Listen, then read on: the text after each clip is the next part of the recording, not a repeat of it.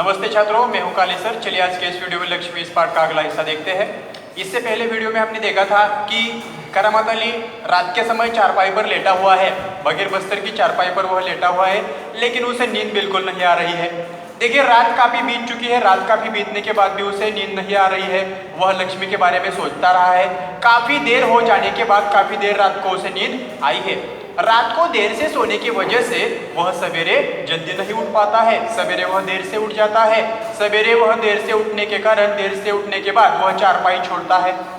चारपाई से उठकर वह हाथ मुंह धो लेता है और हाथ मुंह धोने के बाद वह बथान में चला जाता है। बथान में जाने के बाद जिस रस्सी की सहायता से लक्ष्मी को खूंटे से बांधा था, उस रस्सी को वह खूंटे से छोड़ देता है। खूंटे से बांधी हुई रस्सी को अपने हाथों में पकड़कर वह लक्ष्मी को बथान से बाहर लाता है और गांव की गलियों से वह लक्ष्मी को बाहर ले जाने लगता है।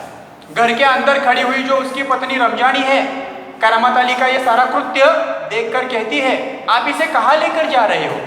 करामत अली सवेरे सवेरे उठकर लक्ष्मी को बथान से छोड़कर उसकी रस्सी अपने हाथों में पकड़कर उसे गलियों से बाहर ले जाने लगता है। जब वह गलियों से बाहर ले जाता है तब उसकी पत्नी उससे सवाल करती है, आप इसे कहाँ ले जा रहे हो? पत्नी के ऐसा सवाल करने के बाद करामत अली जवाब देता है, मैं इसे यहाँ वहाँ ले जा रहा हूँ जहाँ इसकी किस्मत में लिखा है।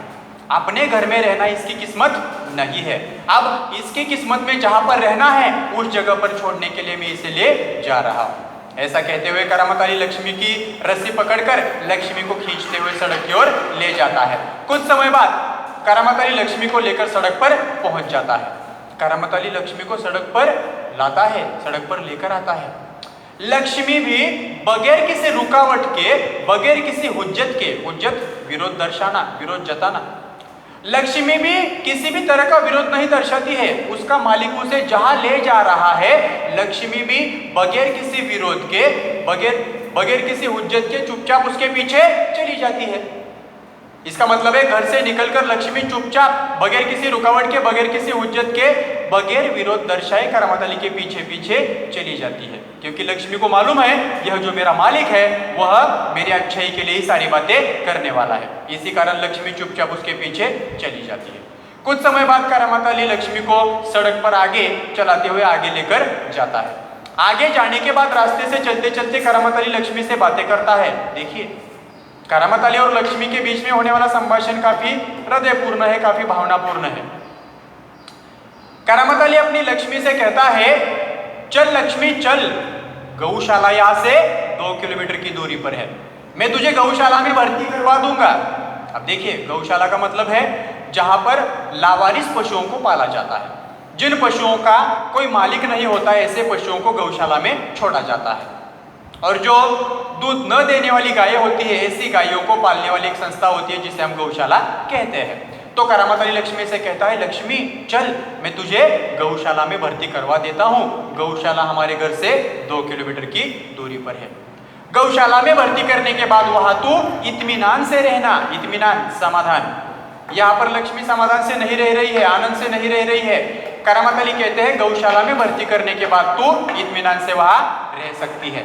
हाँ, एक बात है, दुख की बात यह है कि वहां पर मैं नहीं हूँगा, लेकिन वहां पर होने वाले जो लोग हैं वह लोग मेरी तुलना में काफी ज्यादा अच्छे होंगे। वहां के लोग तुम्हारी चिंता करेंगे, वहां के लोग तुम्हारे संभालेंगे, वहां तुम्हें अच्छी तरीके से संभाला जाएगा, तुम्हें डरने की कोई जरूरत नहीं है। हमारे घर की तुलना में तुम गौशाला में अधिक सुख से और अधिक इत्मीनान से रह सकती हो, तो जल्दी जल्दी पैर बढ़ाओ। इतना कहकर करामत अली खामोश हो जाता है। ऐसी बातें करते समय उसका गला भर आता है और उसकी आंखों से आंसू निकलने लगते हैं। अब देखिए, करामत अली रोने लगा है। करामत अली लक्ष्मी को खींचकर सड़क पर से ले जा रहा है, वह लक्ष्मी से बातें कर रहा है। अपनी प्यारी लक्ष्मी को खोने का डर उसके मन में पैदा हो चुका है और बोलते बोलते, बातें करते करते उसका गला भर आता है और वह रोने लगता है। उसकी आंखों से आंसू निकलने लगते हैं। रोते रोते धीरे धीरे करामत अली आगे की ओर बढ़ता चला जाता है और रोते रोते वह लक्ष्मी से कहता है, चल लक्ष्मी चल, जल्दी जल्दी पैर बढ़ा। लक्ष्मी चल, जल्दी जल्दी चल, तेजी से चल, हमें जल्द से जल्द गौशाला में पहुंचना है। देखिए, करामत अली लक्ष्मी को जल्दी जल्दी चलने के लिए कहता है, तेजी से चलने के लिए कहता है, लेकिन खुद थके मांदे बूढ़े बैल की तरह चलता है। अब देखिए, करामत अली लक्ष्मी को तेजी से चलने के लिए कहता है, इसका मतलब है करामत अली को भी तेज चलना चाहिए, लेकिन करामत अली तेजी से बिल्कुल नहीं चलता है। करामत अली तो थके मांदे यानी कि जो बूढ़ा हो चुका थका हुआ जो बैल होता है वह धीरे धीरे चलता है। ऐसे थके हुए बूढ़े बैल की तरह करामत अली चलता है। करामत अली भारी कदमों से आगे बढ़ता है। करामत अली के कदम आगे नहीं बढ़ रहे हैं, खुद के कदम आगे नहीं बढ़ रहे हैं, लेकिन वह लक्ष्मी को तेज चलने के लिए कहता है। उसकी इस बातों में उसका दुख छुपा हुआ है। वह लक्ष्मी को बेचना नहीं चाहता, वह लक्ष्मी को गौशाला में भर्ती नहीं करना चाहता है, लेकिन वह मजबूर है।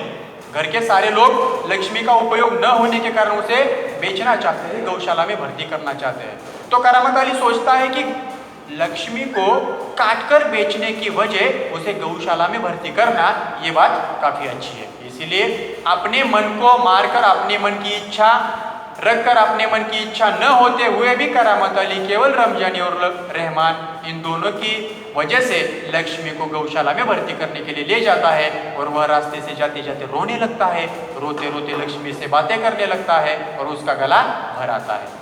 इन सारी बातों को वह नहीं करना चाहता, लेकिन वह मजबूर है, मजबूरी के कारण उसे ये बातें करनी पड़ रही है। इसीलिए उसकी इच्छा न होते हुए भी उसे लक्ष्मी को गौशाला में भर्ती करना पड़ रहा है। इसीलिए वह भारी कदमों से चल रहा है, उसके कदम आगे नहीं बढ़ रहे हैं। तो इस तरीके से यह जो करामत अली है वह लक्ष्मी को गौशाला की ओर लेकर चला जा रहा है और इसी दृश्य पर हमारा पाठ खत्म हो जाता है। अब देखिए, यह पाठ इसी जगह पर पूरी तरीके से खत्म हो चुका है। आशा करता हूं कि यह पाठ सभी छात्रों के ध्यान में आ चुका होगा। पाठ की जो सारी बातें हैं, ये सारी बातें सभी छात्र अच्छी तरीके से सीख चुके होंगे। इस पाठ के माध्यम से केवल 2 ही संदेश हमें सीखने हैं। पहला संदेश ये है कि करामत अली ने अपने दोस्त ज्ञान सिंह को एक वचन दिया था कि मैं मरते दम तक लक्ष्मी का ख्याल रखूंगा, मरते दम तक उसे संभालूंगा। वह वचन वह पूरा कर देता है। और दूसरी बात यह है, दूसरा संदेश ये है कि हमें इंसान होने के नाते प्राणी मात्रा के प्रति हमारे मन में दया रखनी चाहिए। अगर प्राणियों का या फिर पालतू जानवरों का हमें उपयोग न हो तो भी हमें उन्हें बेचना नहीं चाहिए, उन्हें संभालना चाहिए, घर पर रखकर उन्हें खिलाना पिलाना चाहिए। ये 2 बातें हमें इस पाठ के माध्यम से सीखने को मिली है। चलिए रुक जाते हैं यहीं पर। धन्यवाद।